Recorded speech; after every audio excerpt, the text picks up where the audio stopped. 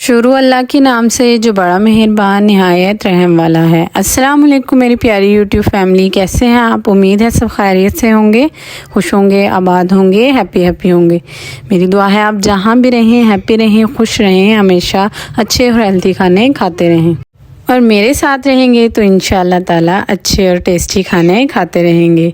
मैं हूं आपकी दोस्त Rashida Umar and you're watching low flame.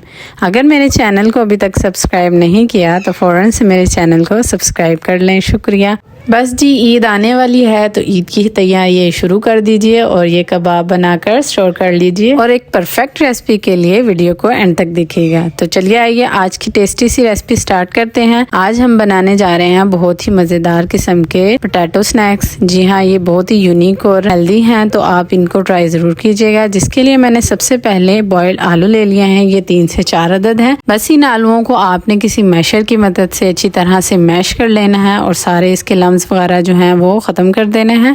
यहाँ पे मैंने एक मीडियम साइज़ का प्याज ले लिया था जिसको मैंने बारीक चॉप कर लिया है। इसके बाद हमने लिया हरी मिर्च है जो कि 4 से 5 अदद थी, इसको भी मैंने बारीक चॉप कर लिया है। और यहाँ पे टमाटर लिया है एक मीडियम साइज़ का।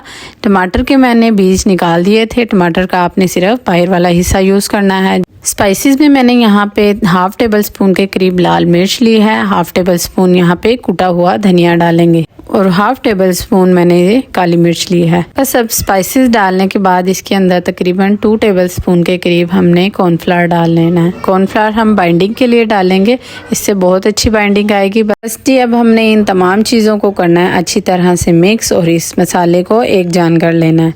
ये बहुत ही आसान और मज़ेदार किस्म की रेसिपी है, तो इसको ट्राई ज़रूर कीजिएगा। और अगर आपको मेरी रेसिपी स्टेज पर पसंद आ रही हो तो लाइक ज़रूर कीजिएगा और कमेंट सेक्शन में अपनी राय का इजहार ज़रूर कीजिएगा कि आपको मेरी रेसिपी कैसी लगी। और अगर चैनल को अभी तक सब्सक्राइब नहीं किया तो फ़ौरन से लो फ्लेम को सब्सक्राइब कर लें, शुक्रिया। जी हाँ, और लास्ट में इसके अंदर हम डाल देंगे धनिया। बस जी, अब हमने थोड़ा सा मसाला उठाना है और उसके अंदर लगानी है कबाब स्टिक और इसके अच्छे से लॉलीपॉप्स बना लेने हैं। आप इसकी शेप कोई सी भी बना सकते हैं जैसी आपको पसंद है। बस जी, हमारे जो ढेर सारे लॉलीपॉप्स हैं वो रेडी हो चुके हैं। अब हमने इनकी करनी है कोटिंग की तैयारी। कोटिंग के लिए मैंने यहाँ पे हाफ कप के करीब मैदा ले लिया है। मैदे के अंदर हम डाल लेंगे नमक और इसका एक अच्छा सा घोल तैयार कर लेंगे। आपने पानी डालना है और अच्छे से इसको मिक्स करना है और एक फाइन सा घोल तैयार कर लेना है जिससे कि हम अच्छी सी कोटिंग कर सकें। बस जी, यहाँ पे जो हमारा घोल है वो तैयार हो चुका है। अब एक एक करके हमने सारे जो हमने लॉलीपॉप्स रेडी करके रखे हुए हैं उनको पहले मैदे में डिप करना है, फिर उसके बाद ब्रेड क्रम्स लगानी है। अगर आपको मैदे की कोटिंग नहीं पसंद तो आप इसके ऊपर अंडे की भी कोटिंग कर सकते हैं। आप जैसे चाहें इसको अच्छे से कोट कर सकते हैं। इसको आप बेसन में भी कोट कर सकते हैं, उससे भी ये बहुत टेस्टी बनेंगे। जी हाँ, बस यहाँ पे हमने अच्छी तरह से लगाने हैं ब्रेड क्रम्स और इसको साइड पे रख लेना है। इसी तरह से हम तमाम जो हमारे लॉलीपॉप्स हैं उनको कोटिंग करके तैयार कर लेंगे। इस स्टेज पर आप इन लॉलीपॉप्स को स्टोर करके भी रख सकते हैं किसी जिप लॉक बैग के अंदर या फिर एयर कंटेनर जार के अंदर इसको आप फ्रीज़ कर सकते हैं। जी हाँ, बस अब मैंने चूल्हे पर तेल चढ़ा दिया था जो कि गर्म हो चुका है। बस हमने इनको करना है फ्राई। आपने इनको अच्छी तरह से दोनों साइड से फ्राई कर लेना है।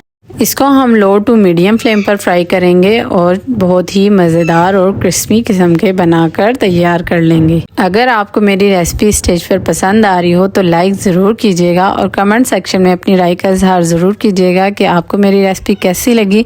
और अगर चैनल को अभी तक सब्सक्राइब नहीं किया तो फ़ौरन से लो फ्लेम को सब्सक्राइब कर लें, शुक्रिया।